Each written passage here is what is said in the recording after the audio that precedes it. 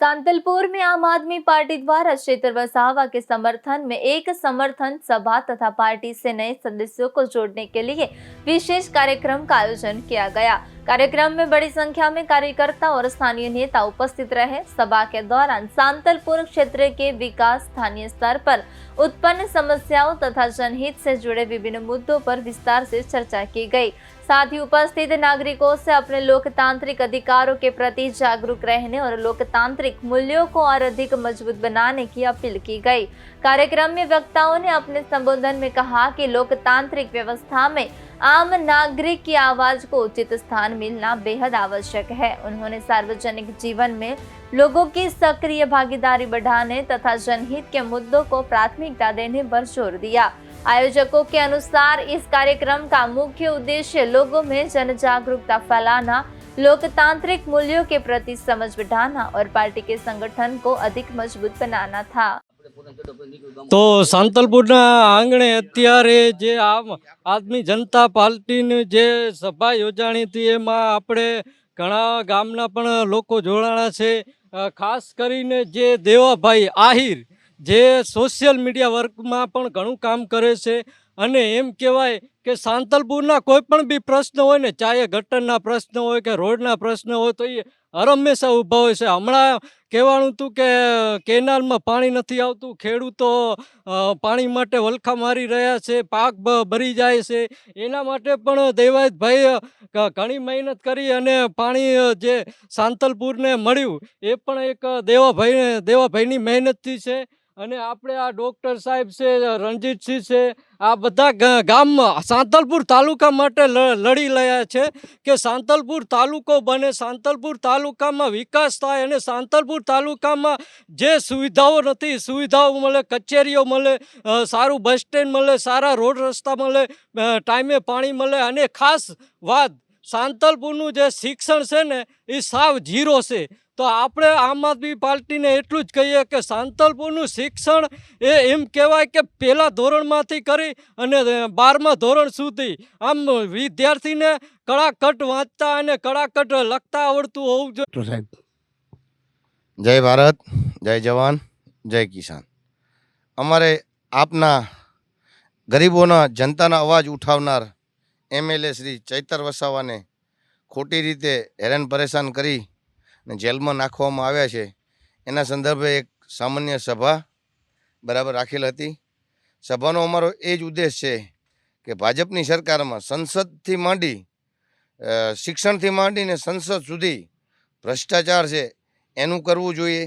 ભાજપના રાજમાં ડીઝલ થઈ રહ્યું છે પણ દારૂ ક્યારેય નથી થઈ રહ્યું, ડીઝલ થઈ રહ્યું છે પણ દારૂ ક્યારેય નથી થઈ રહ્યું। ભાજપના રાજમાં કોવિડ વખતમાં ઓક્સિજન થઈ રહ્યો હતો, જનતા મરતી હતી। ભાજપના રાજમાં નોટબંધીમાં હેરાન કર્યા।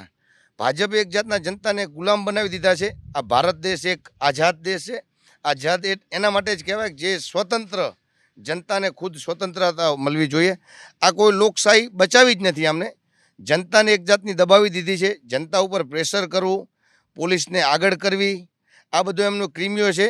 ભાજપે પોતાના જ ભ્રષ્ટાચાર સામે કામ કરવું જોઈએ।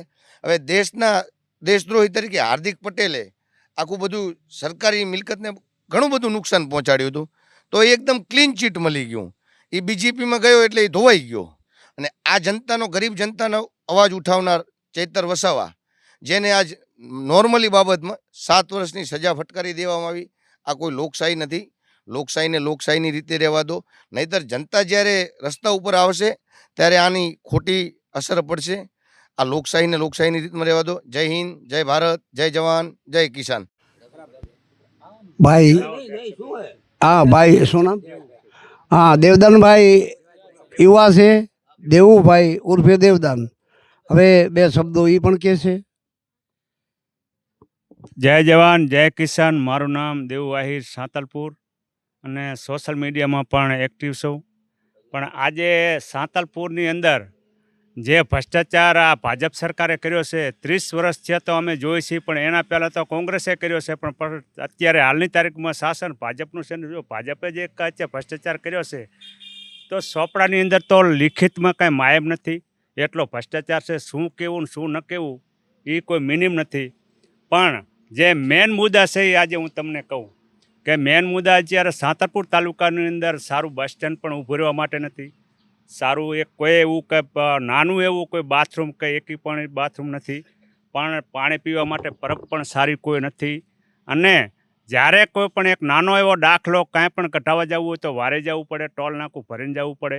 ત્યાં પણ ભ્રષ્ટાચાર, ત્યાં પણ એના દલાલો બેસાડેલા છે સરકારના. તે પણ પૈસા એમની પાસેથી લઈને સિક્કા મરાવવાના, જાતિનો દાખલો બનાવવો હોય તો સોગંદનામું કરાવવા માટે 5,000થી કરી 2,500, 2,000, 3,000 સુધીનો જે પૈસાનો લૂંટવામાં આવે છે એ આ ભાજપ સરકારને બંધ કરાવવું જોઈએ. અને લોકો સામું જોવું જોઈએ. ગામડામાં પાણી પણ સિંચાઈનું સારું નથી આવતું અને નથી સારું આરોગ્ય, કે અહીંયા અર્જન્ટ કોઈને દવાખાનામાં હેલ્પ મળે તો સીધું પાટણ જવું પડે છે. આ સરકાર છે. જય ભારત.